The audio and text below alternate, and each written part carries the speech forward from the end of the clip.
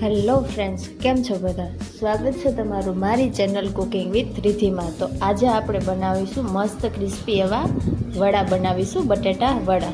જોશો કેટલા મસ્ત આપણા બટેટા વડા બન્યા છે. તો આવા જ મસ્ત બટેટા વડા બનાવવા માટે મારો વિડીયો પૂરો જોજો અને લાઇક, શેર અને સબસ્ક્રાઈબ જરૂર કરજો.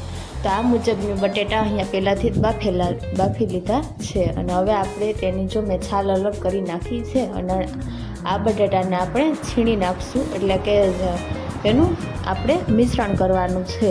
બટેટાને જો આ મુજબ કરી લેવાનું.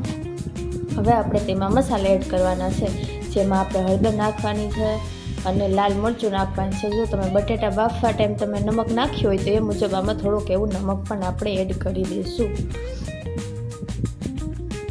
આપણે થોડુંક નમક એડ કરી દેવાનું. ત્યારબાદ તેને સારી રીતે મિક્સ કરી લેવાનું, એટલે કે જે મસાલો નમક ને જે છે એ એકદમ બટેટામાં એકદમ મિક્સ થઈ જાય.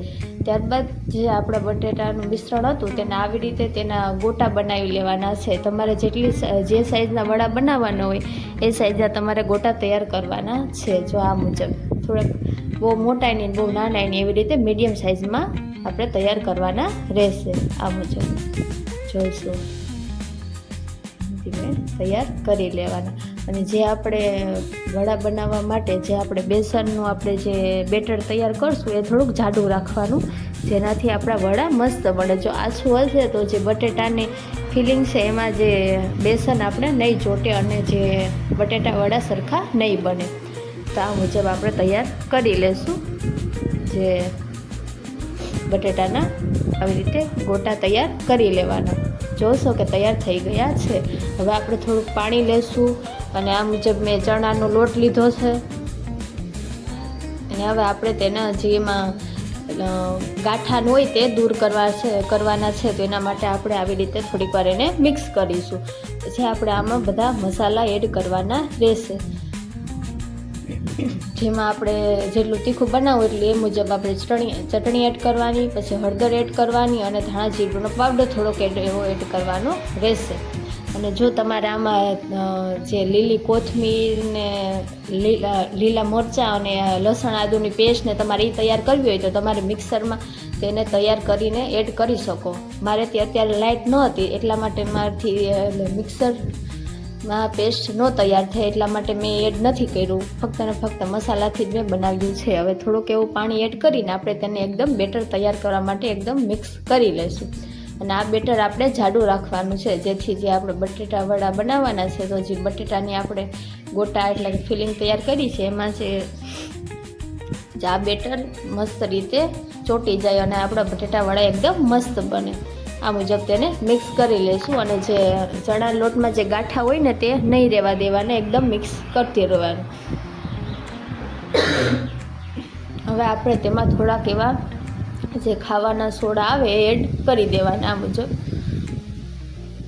ખાવાના સોડા એડ કરી દઈશું અને ત્યારબાદ તેને થોડીક વાર ફરી મિક્સ કરી લેવાનું. આ મુજબ મિક્સ કરી લેશું. જોશો કે આપણું બેટર એકદમ મસ્ત તૈયાર થઈ ગયું છે. અને હવે આપણે એક મોટી કઢાઈમાં તેલ લેશું.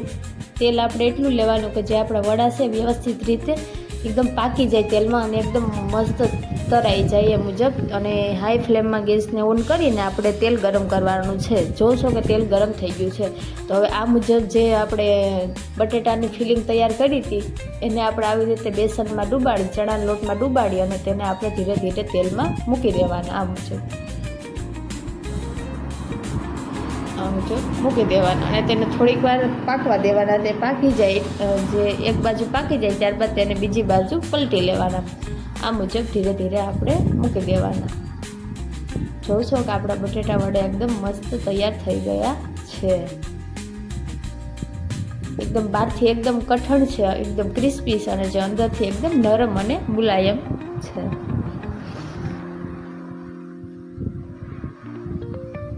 જોઉં છો મેં નાની સાઈઝના તૈયાર કર્યા હતા બટેટાવાળા, તો પણ કેટલા મસ્ત ફૂલીને મોટા થઈ ગયા છે અને એકદમ મસ્ત દેખાવ આવે છે.